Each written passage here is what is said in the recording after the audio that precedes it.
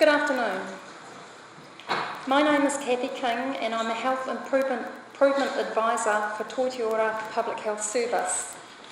Toiti Ora provide population health services to two district health boards, the Lakes and the Bay of Plenty district health boards. Throughout my presentation, when I refer to our region, I refer to the region of both those district health boards. The availability of sugar in our environment is a key contributor to childhood obesity.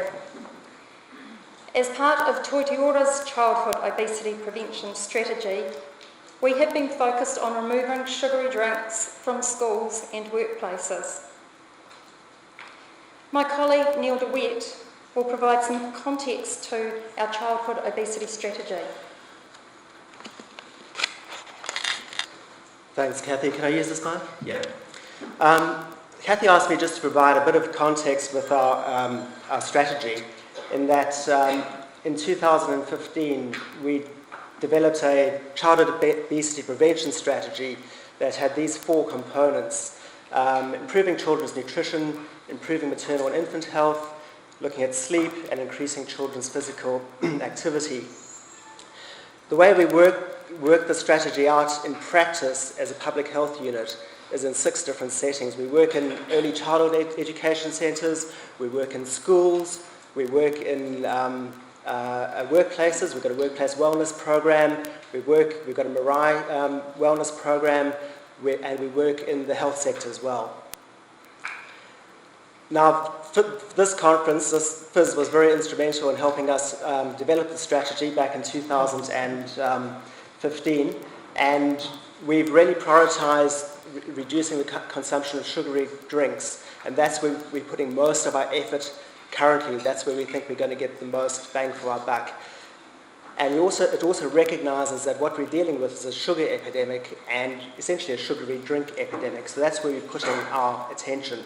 Now, Kathy's talk is going to be focusing on how we're doing that in schools, in that particular setting, and how we're using a variety of tools, including the policy development, workforce development, and we've also got wider communication strategies supporting this. And a lot of this work has been happening for the last 6 months, but there's a big push in the next couple of weeks. So if you see any of our stuff on social media, please support that if you can.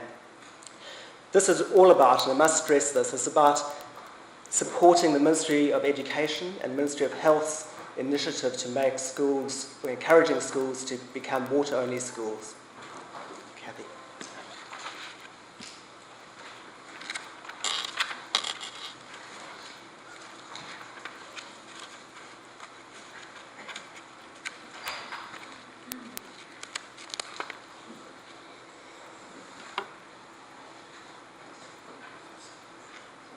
Left or right?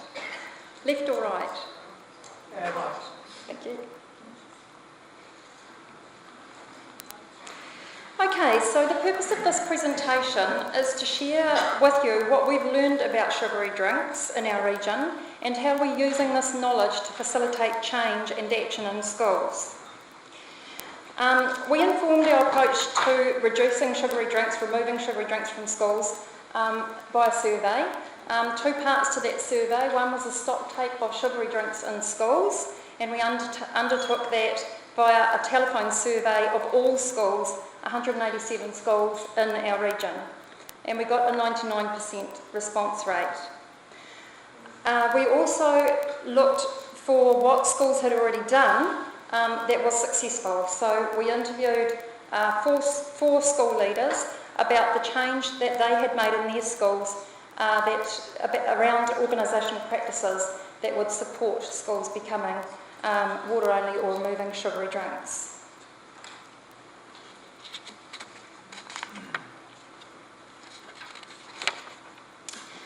Key results revealed that 54% of schools have sugary drinks available for purchase. Some of these were large schools, so we analysed the same results by student roll numbers, and that revealed that 73% of students in our schools could purchase a sugary drink at school.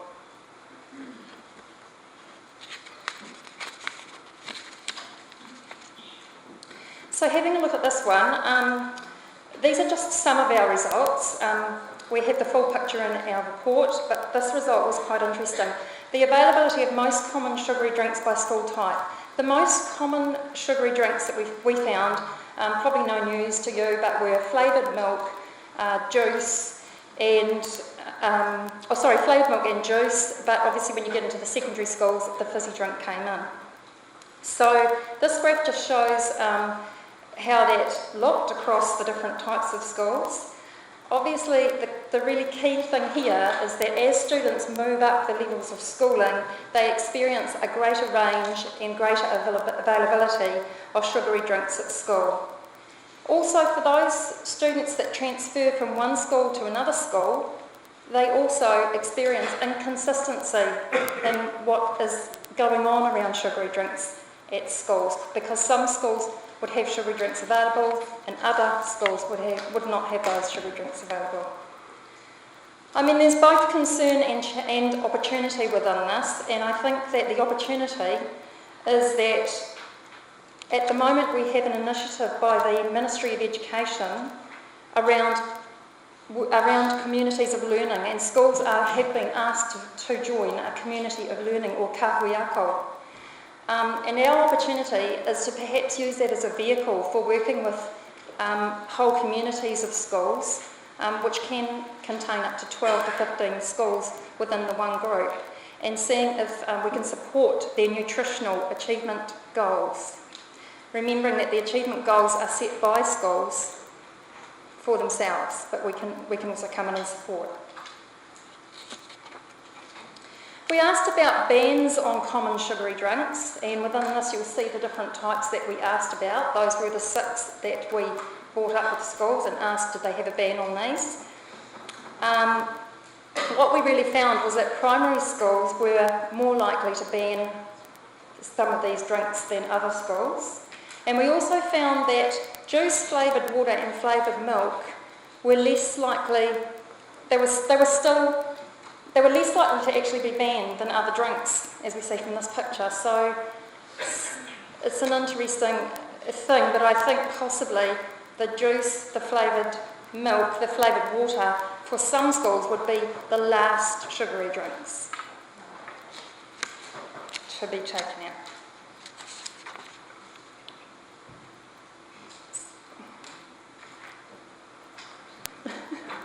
Okay. So looking in total at bans on sugary drinks, 20% of schools had bans on sugary drinks. The responses to this question revealed that schools have varied ideas of what a sugary-free school looks like, or what a water-only policy would mean. And I think that's a really important point to take from that. So the things that worked for schools, they were telling us that leadership, communication and adapting the physical environment were really important to making us a sustainable change in their school and shifting to a water-only culture. We had some key recommendations that came out of our report. All the findings from the survey were collated and presented in a report called our Drinks in Schools report. They were sent to all schools in our region via a link to our website, and these were 5 of the key recommendations for schools. But I just want to go one step further than that, if I can fit this slide in, to say the Drinks in School report that presents our findings is a key advocacy tool for Toitiora.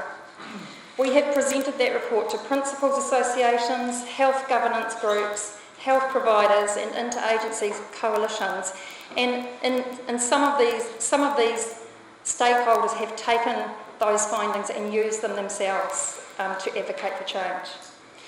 Now informed about the picture of sugary drinks in our area, we've been able to partner with our key stakeholders, Heart Foundation, Bay of Plenty Oral Health Promotion Service and Healthy Families, and co-design an approach to facilitate change in schools, kura and workplaces. This collaboration's resulted in a couple of new resources, and Neil's going to go around and just hand those out so you can have a look at those. One is an infographic based on the report, and one is a guide to becoming sugary drink-free for schools. And just recently we sent a hard copy of the Drinks in Schools report, along with the infographic and a guide to every school principal in our region, along with a letter signed by the Ministry of Education, Principal Dental Officers and Medical Officer of Health endorsing our approach and collaborative resources. And I just want to acknowledge very much the Heart Foundation for the part that they have played in the work we've done. They were also fundamental in helping us come up with the questions for the survey. I can just click to those quickly. That's what's coming around the room. Have I got time to say one success story? So, in conclusion, there's a success story I'd like to share with you.